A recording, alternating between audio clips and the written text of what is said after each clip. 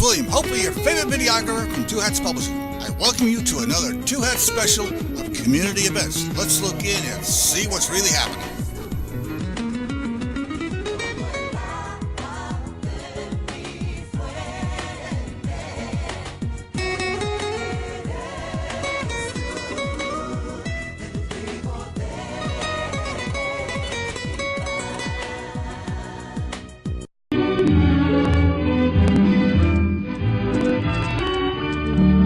And good afternoon and welcome to Lambda Weekly. I'm Dave Taffet here in the studio with Lerone Landis and the late Patti Fink. And our guest today is Nancy Bean. She is running for District 93 for the Texas House of Representatives. It's a district that's just a little bit gerrymandered through Tarrant County.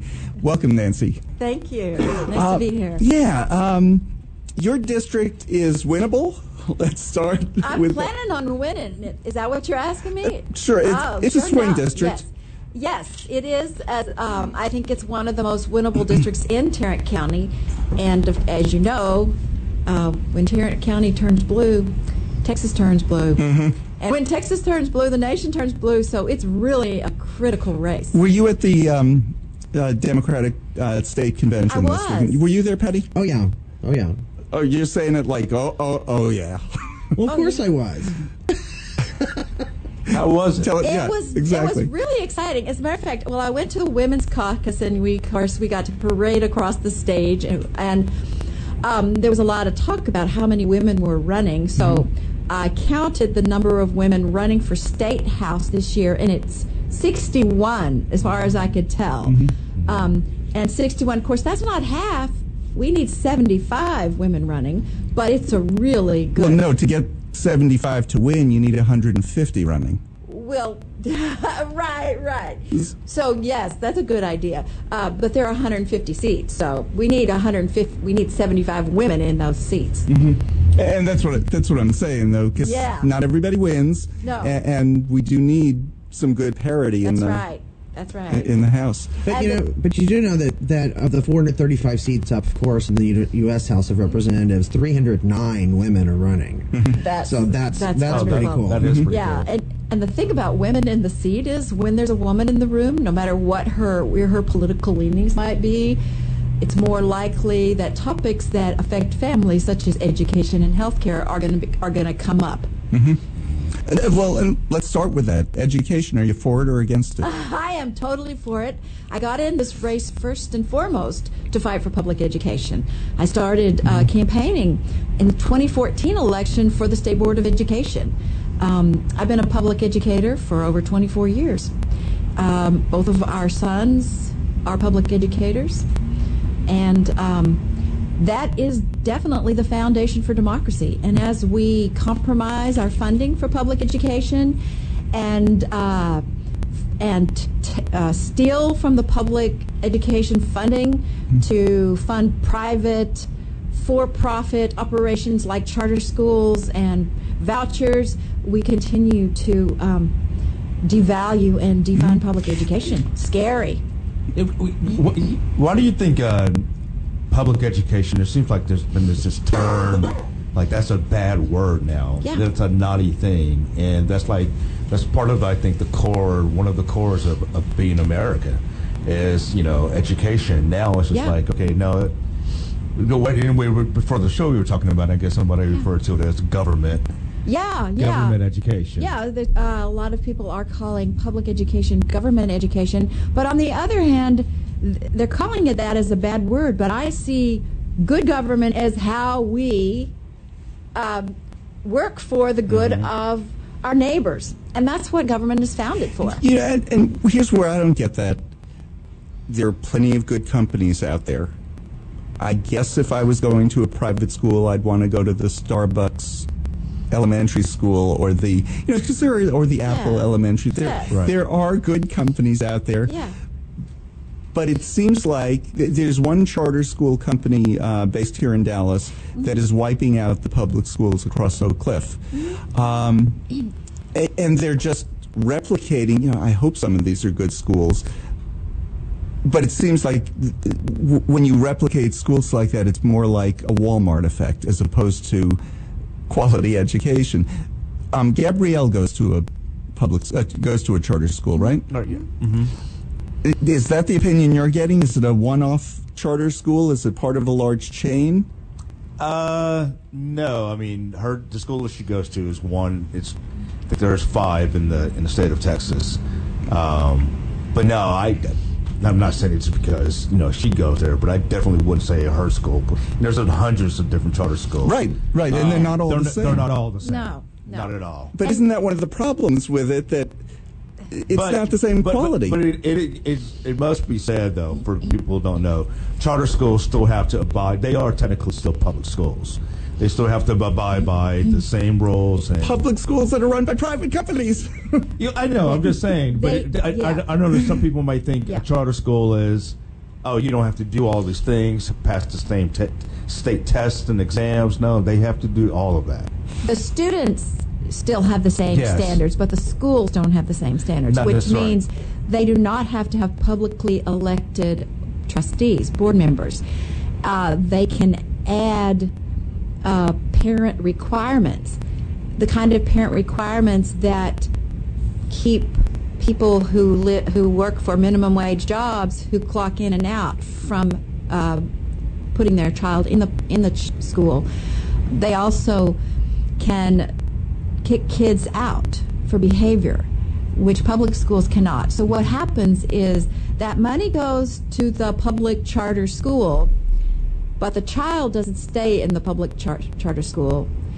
The kid goes back to the public school. We have to take them back in, but the money's gone. We don't get that money back. So that's what I'm talking about.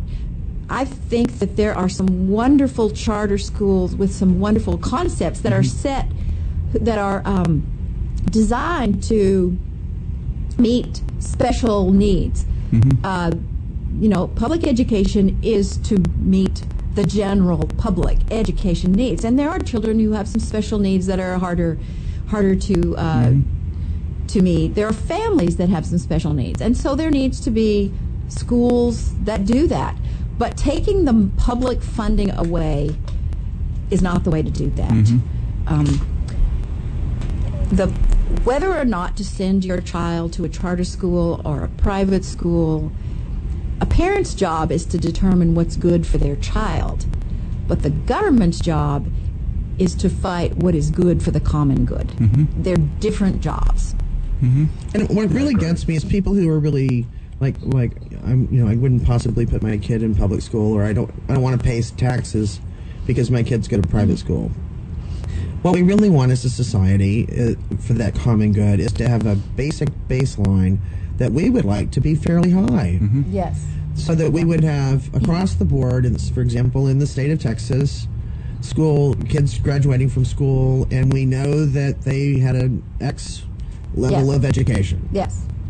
In other countries, I grew up overseas, and in other countries, they began choosing a trade or a craft or an area of study that they plan to get a job in, as early as junior high. And then they start focusing that focus of study in one direction.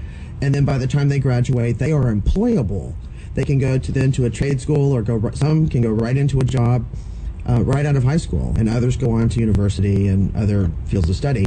But we don't do that here in this country, and so we have a general education that needs to be at X level. And why Republicans think that needs to be really low in our state is insane. That's insane, because this is our workforce. This is our future. These kids are our future. Public education is not just a what is right question. It's an economic question, because businesses coming into a community, one of the first questions they asked is there quality public education in this community? Because we want quality education because these are our potential employees, but also because our potential employees are not going to stay in a community that does not have quality public education. One of the reasons that Toyota moved to Plano is they have a good school system. Yes, exactly. And when people talk trash about education, they're talking trash about the only way in our society that people have a pathway to opportunity. That is our democratic foundation. But the other side of it is one thing that has always been asked of the LGBT community. Well, you don't have kids, so why should you pay school taxes? Trying to, make a wedge there. Yeah. And my answer has always been, because if I'm hiring somebody, I want to know that they can read and write. Yes, That was my point too. Yeah. Education is a social infrastructure, and we hear people trash talking all of our social infrastructure, not just education.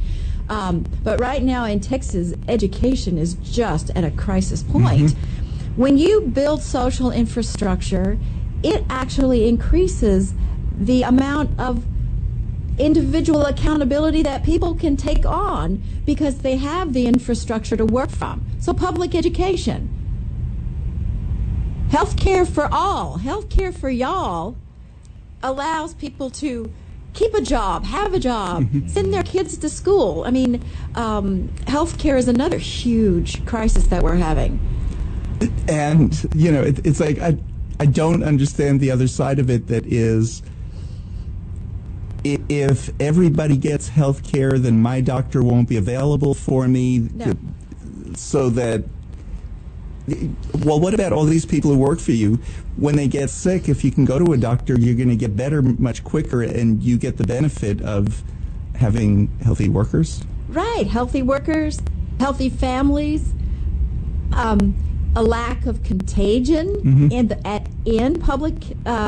public arena. Yeah, but if I can afford it, I can get cured from mine. I don't care whether. Yes, and we do in the United States spend the most for health care, but it's not going to health care. It's going to the insurance company. Yes, it's not going. And so when if you look at an expanded, improved Medicare, which is already there, the system is already there, and that's why I'm calling it health care for y'all.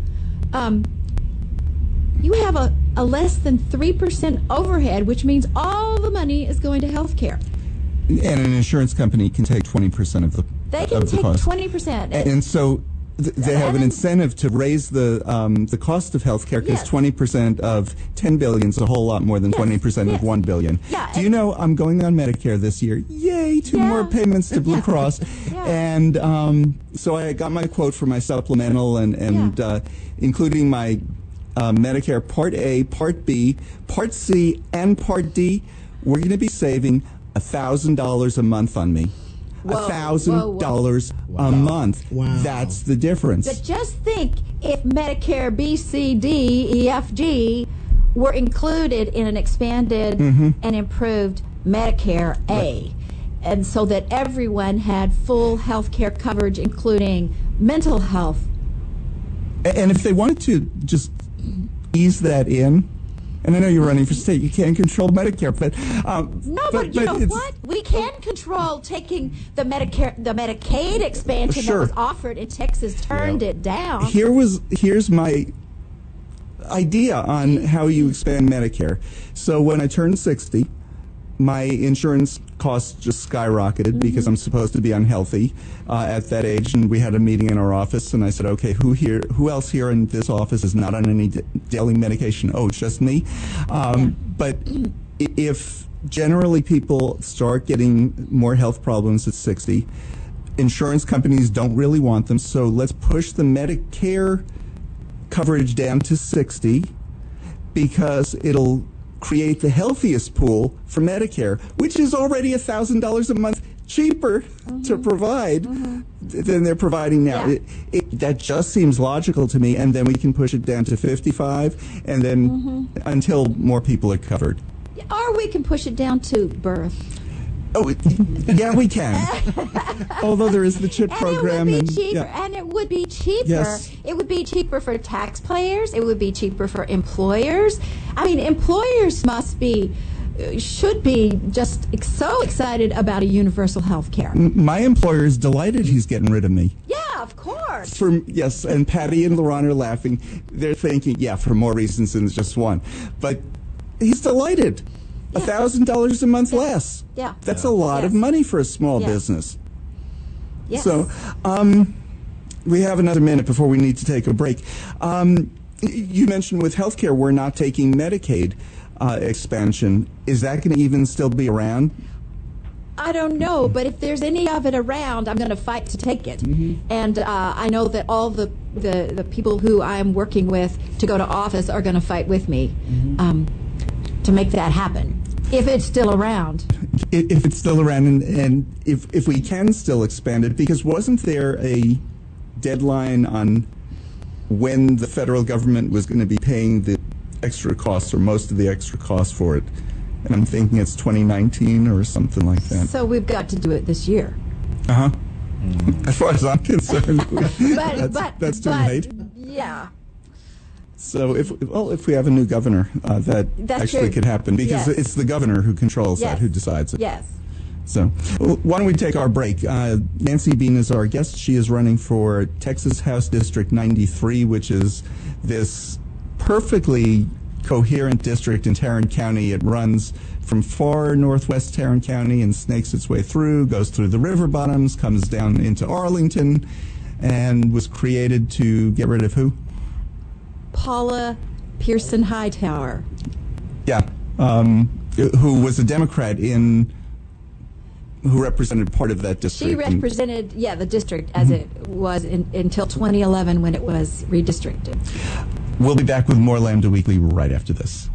This is Rollins Gilliland, and I'm listening to Lambda Weekly on 89.3, and darn glad to be doing it. And welcome back to Lambda Weekly. I'm Dave Taffet here with Lerone and with Patti.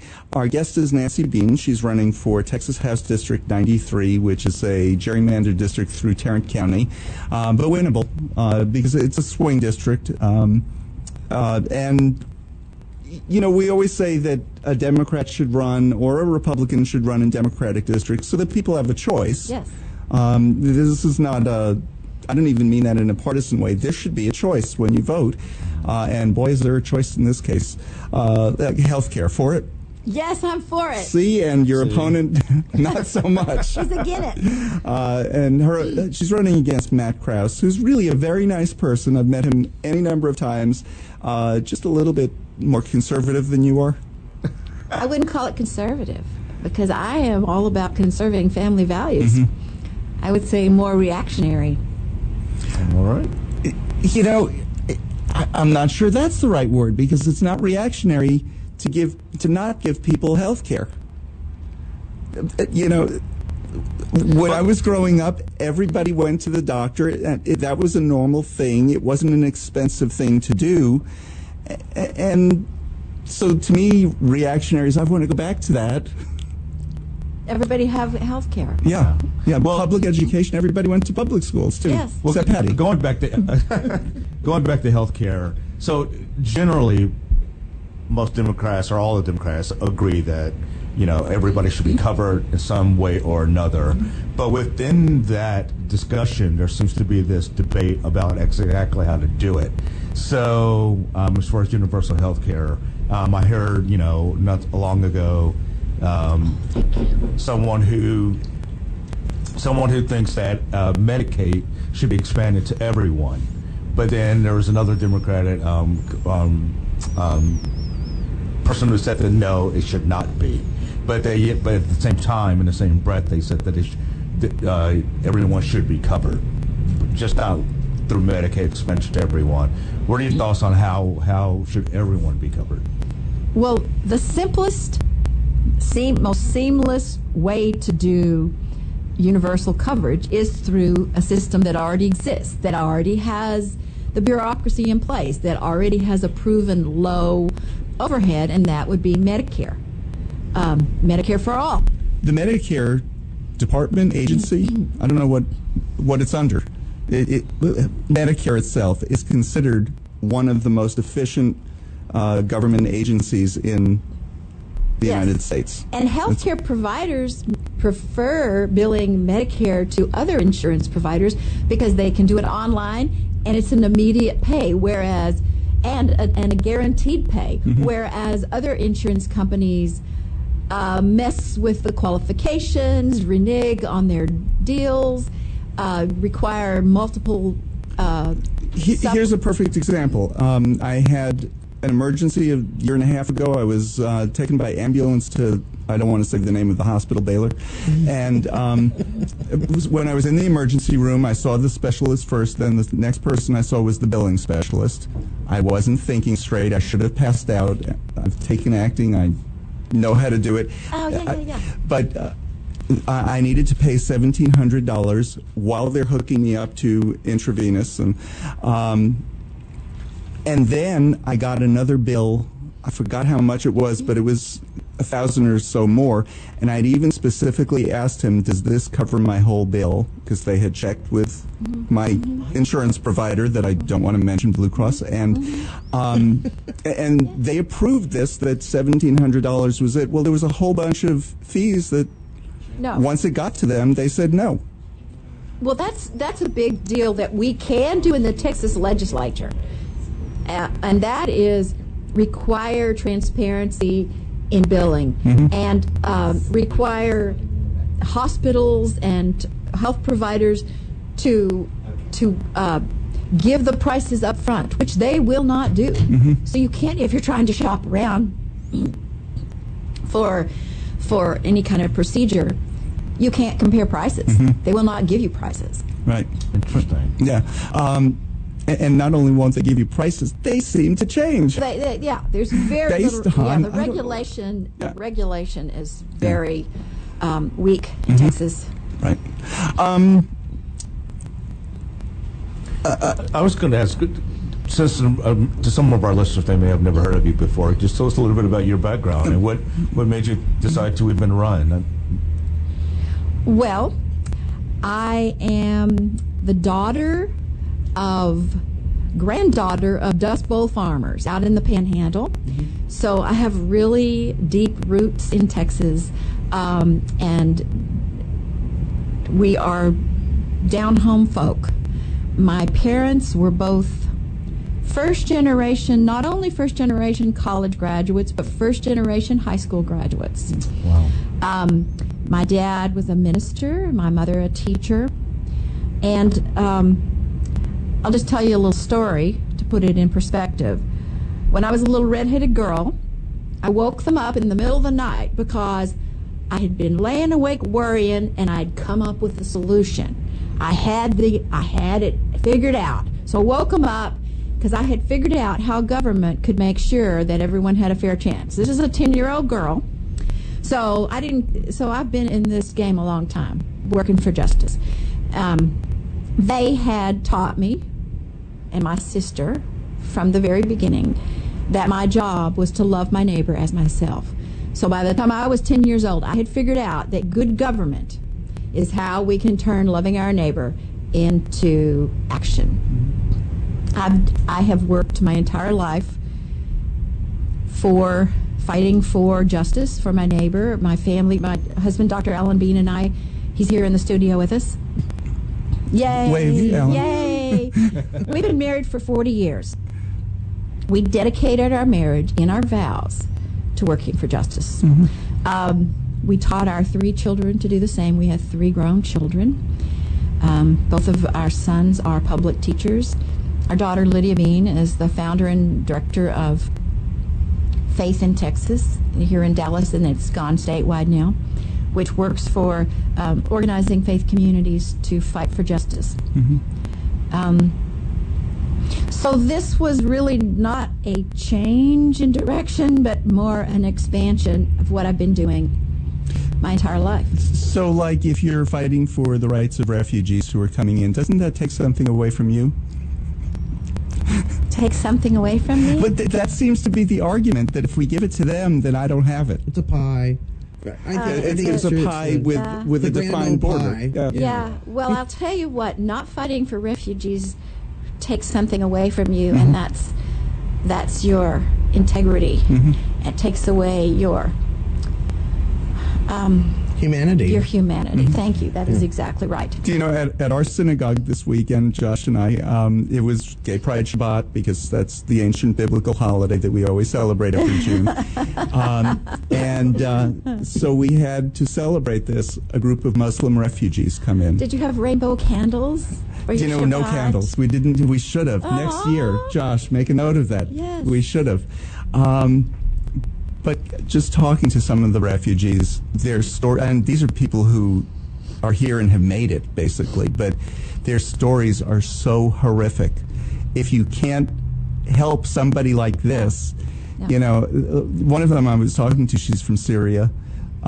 She ended up in several countries and picked up their languages while she was in transit.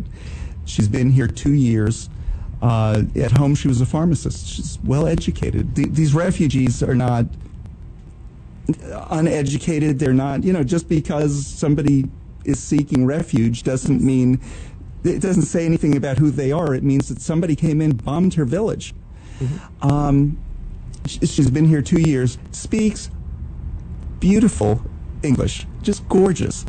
And just listening to her story it's heartbreaking. And, here's this Muslim woman in our synagogue, and she was talking about the sadness of having to leave her own home. And I said to her, you always have a home here at our synagogue. And she's just such a sweet person. All of them were who came. I spoke to several others who, they're all the women dressed in the hijab, and that's what people are afraid of. There's no reason. These are sweet people who are so thankful for a safe place to live. I loved the at the opening of the convention this week, and I posted about this, that Imam Omar Suleiman was right Omar here there? in North Texas did the invocation, and I posted the Texas Democratic Party, where a Muslim imam quotes a gay black poet in defense of Latinx children, and it was a beautiful thing. And we build were our all there service together, and we focused on those refugees the entire convention. Yes. We build our services. What happens when a Muslim group shares gay pride Shabbat with a Reformed synagogue in a Methodist church? That's us.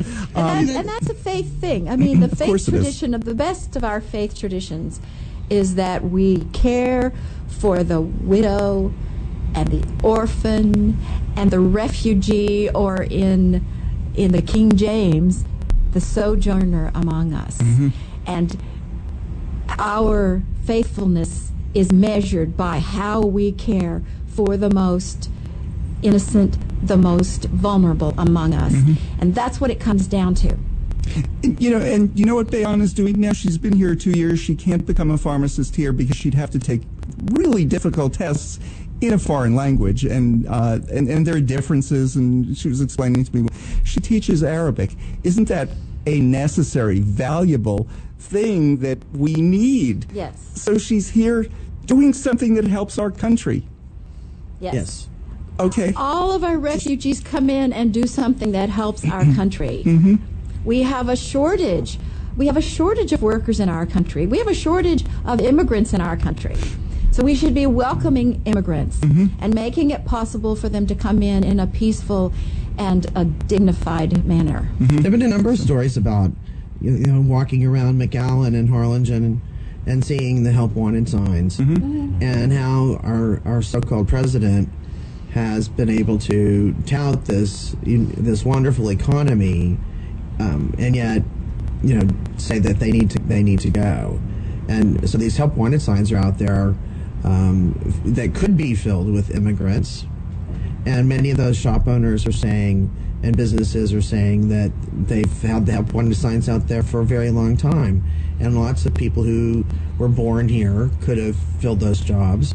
But guess what? They rely on those immigrants to come and fill those jobs and to help build the economy. Well, Patty, you know what I say to that? I don't care. Do you? Let's talk about that. Okay, go ahead. I don't know what to say about it even. Yeah, Melania Trump took a surprise visit down to see what was going on about the babies being locked up in cages and so forth. And she had this odd message on the back of her jacket, which kind of, I think, took away, because now there's so much attention focused on that, took away any attention to her, I guess, a good thing of going down there. But I don't know. Have they issued an explanation of what did that mean? What was it supposed to mean? Well, she said there is no hidden message, and no shit, Sherlock. It's not hidden. It's right there in writing.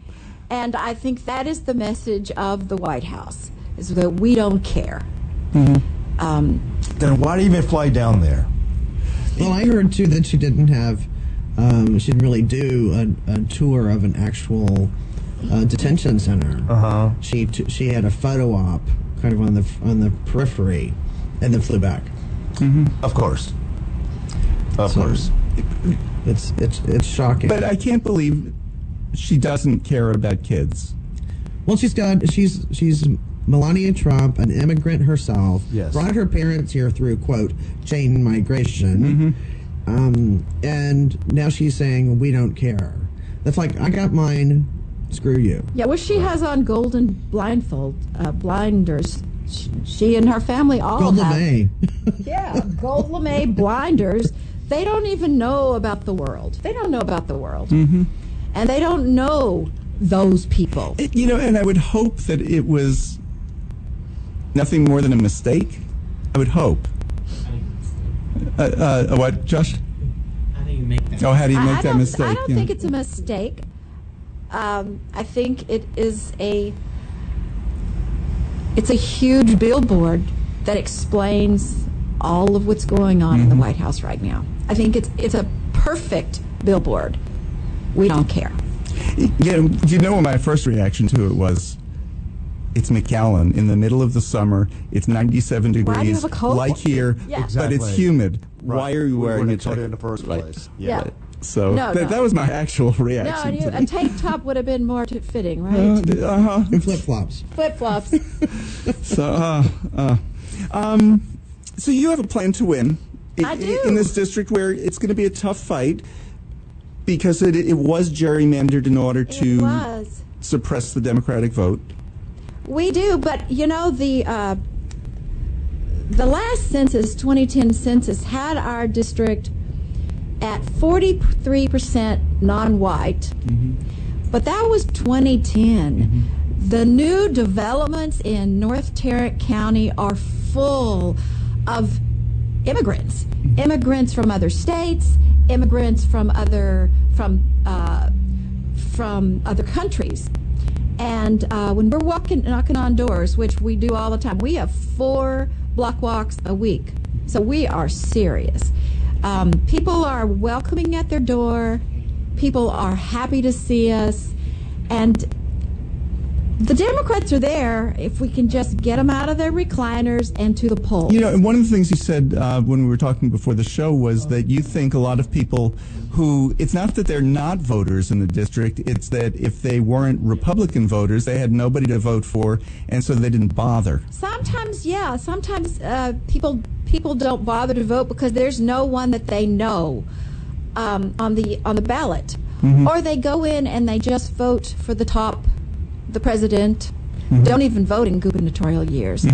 But when we're talking to them at the door, now they have somebody that they know, and also that they know cares about them. And that's, when we're talking about all these issues, at the door, people are not asking about issues. They're asking about trust. Can I trust you? Why should I trust you? I don't trust anybody. Politicians are corrupt. The whole system is corrupt. Yes, it is. Until we get that money out of politics, it's going to be corrupt. But my job is at the door to connect with people as a human being and to win their trust.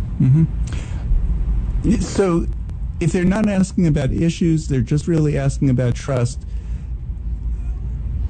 You've run for office before. Yes. Is that what you were hearing last time too, Yes. or has that gotten worse? Yes, it's gotten worse. But when you hear about issues, they are healthcare and education. Education, I bring up education because I'm an educator, and I feel like it's a huge unifying issue. So if you are confused about all the other issues, surely you're not confused about whether or not you and your neighbor's children should have an education.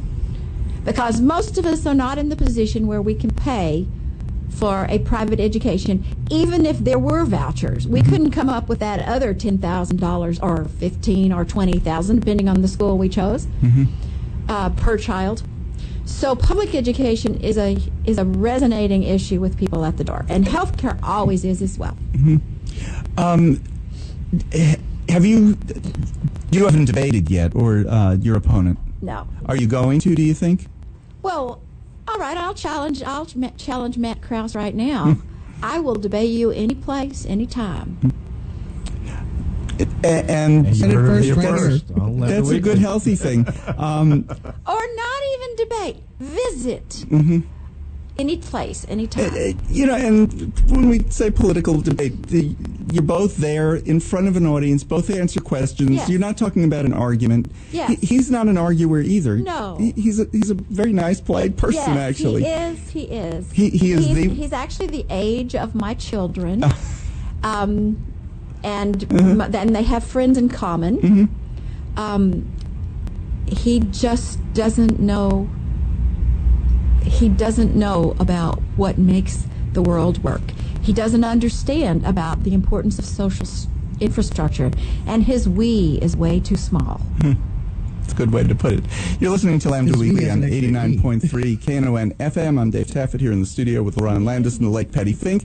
Our guest is Nancy Bean. She is the Democratic candidate for State House District 93, which is gerrymandered northwest into Arlington, Tarrant County District. We'll be back with more with Nancy, and we need to mention, we have several things that we will bring up when we come back. That why don't we go to because I'm not being coherent. Hi, this is Valletta Lil, and I listen to Lambda Weekly. I hope that you will too. And welcome back to Lambda Weekly. We're talking to Nancy Bean. She is running for Texas House District 93 in Tarrant County. And she was just telling us off the air that she was asked to leave the Kentucky Theological Seminary 3 times.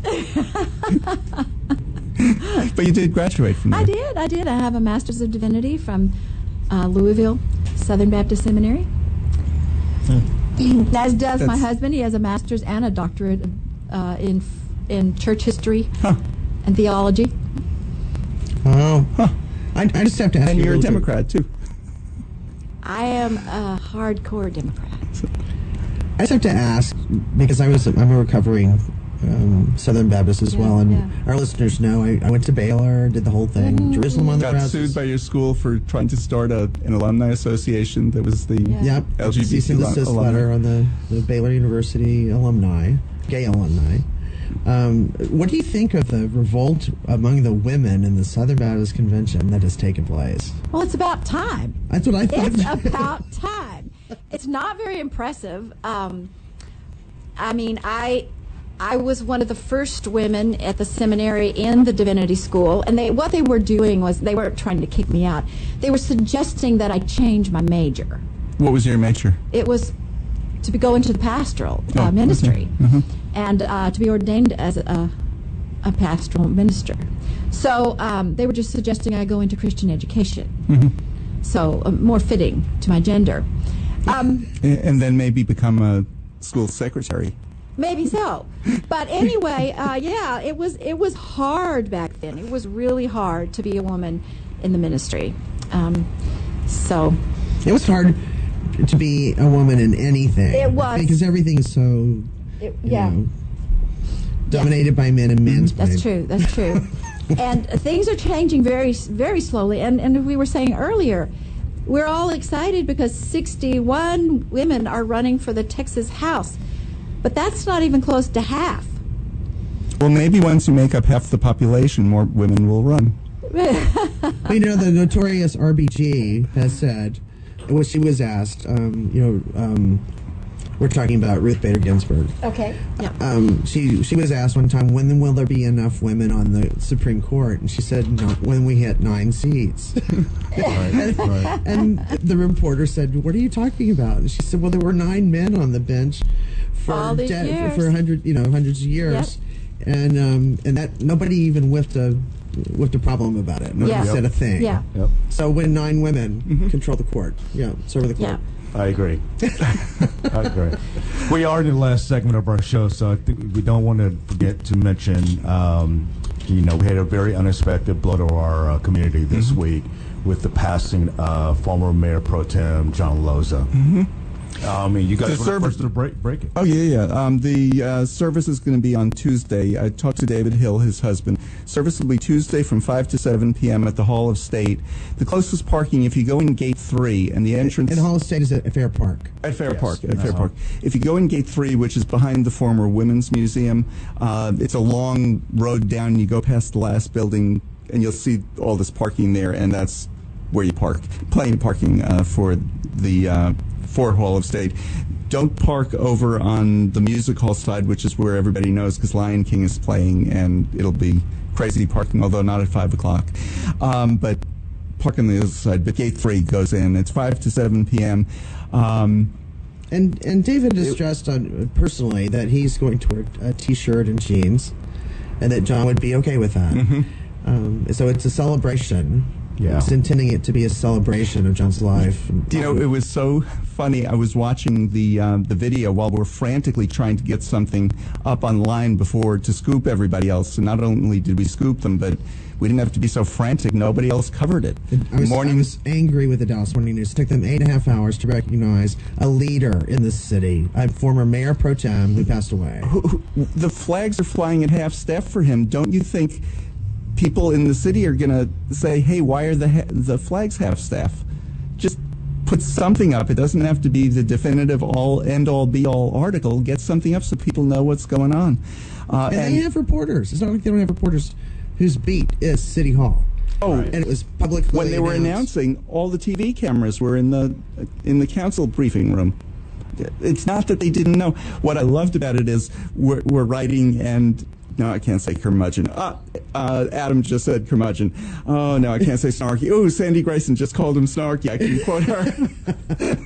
So, he was our city curmudgeon who always let you know. I mean, with my coverage of anything, I always knew it if I did not please John or if I was covering the wrong thing. And he let you know. Very frank. He's very frank. And he's been on our show a couple of times. Yeah, sure.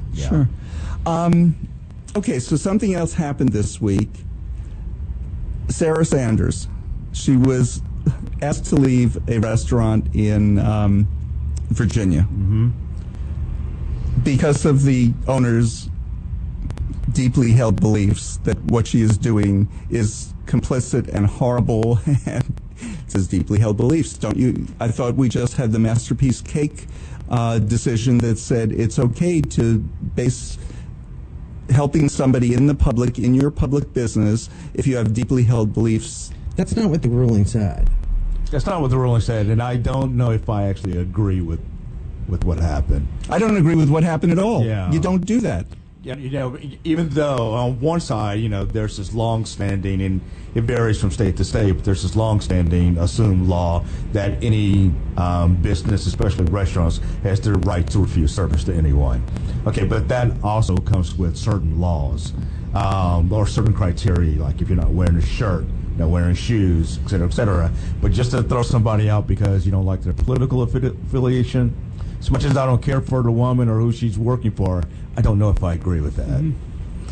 Because we wouldn't want that to happen to one of our own. And as a Texas woman, I have one comment on that. Bless her heart. But here's the reason that if you have a public business, like a restaurant, like a cake shop, like in anything, you have to serve everybody. Yeah. If you're on a street, my tax money helped build that sidewalk in front of your business. My tax money helped build that street in front of your business. My tax money is paying for the police that patrol in front of your business and keep you safe.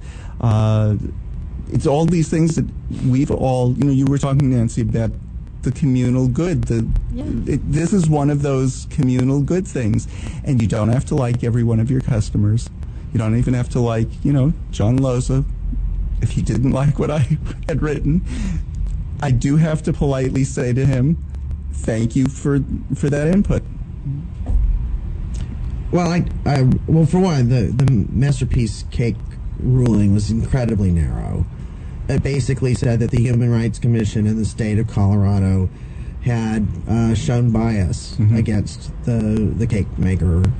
And so it was very, very, very narrowly to that one case. Yeah, not narrow as far as the ruling. The merits of the case were not addressed or even reviewed. They're by the really Supreme not. Court. But it is important to note that if it was ruled that a business could discriminate, that could cut many ways. Right. The cake could cut many ways. Absolutely. Yes. Absolutely. But they were screaming about it on the other side, that how dare they deny service. Wait a minute. It's just not okay for us to deny you service? How does that work? I don't get it. Well, and what really infuriates me, and this was particularly true during the Bush years, was that, I remember being a delegate to the National Convention in Boston in 2004, and a reporter from quote, Family Network came up at the top of the Texas delegation of several hundred people and said, "Are any of you Christian?" And, lots of people, we had Muslims, Hindus, Jewish people, all kinds of people, but we all turned around and like, where's this going? And a woman next to me from a Baptist church in Waco, of all places, who was there, she said, I am. And she said, the reporter said, how can you be a Democrat and a Christian? Oh, the place is just going to come unglued. Okay, so Nancy, you're running as a Democrat and a Christian. You graduated. Were you ever ordained? Yes. Okay, so you're an ordained Baptist Yes, minister. I am. And a Democrat. Yes. How does that work? Well, I think that I'm in this because of my faith. I'm in this because I really am a disciple of Jesus, who taught to love your neighbor as yourself. That's the key here. And the question about who is my neighbor was answered in a beautiful parable. My neighbor is the other person, the person who is not part of your little tribe. That's who your neighbor is. And so I'm fighting for my neighbor, all of my neighbors, a big y'all. And how does, because I don't understand them at all, how does the opposition disagree with that from a religious standpoint? Like, one of my favorite people in the city is Pastor Jeffress. Right. Because he always says such sensible things. How do you, even when you're talking to somebody from that side, not him, but somebody who has opposing views to that, what is their argument? What is their sensible argument? I know that they're never arguing from the gospel. They're never arguing from the teachings of Jesus.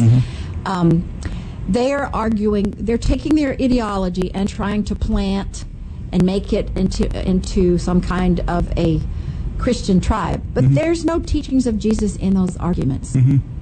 I love what my good friend and a guest on the show before, Reverend Dr. Steve Sprankle of Bright Divinity over in TCU in Fort Worth says. He said,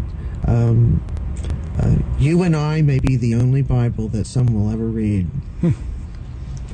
And so we owe it to the people around us to, if we're true to our faiths, to be that best person we can be. And I think when we say love our neighbors as ourselves, I think some people don't love themselves very much, because if they're following that, they're spreading that hate for themselves and that lost humanity inside themselves and projecting it onto the people around them. And I think that's where I see a lot of insecurity in that side's argument, because they're not secure enough in their own self-worth and their value and what a great country we've made this again, and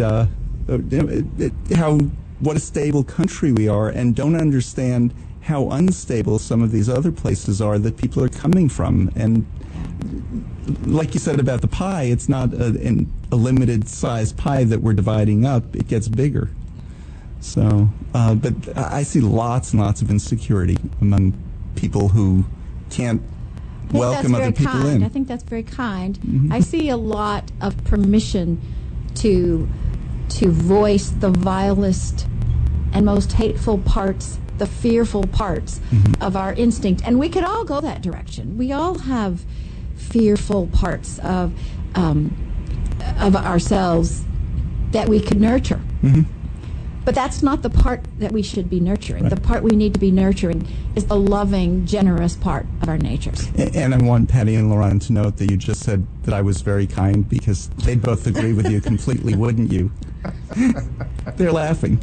Everything is relative, David. You know, and I do want to make clear, with the Sarah Sanders thing, I absolutely feel she should not have been thrown out of the restaurant, that you serve whoever comes into the restaurant. You don't have to like everybody. Right. You know, obviously, when you have customers, you like some of them more than you like others. But you serve them all.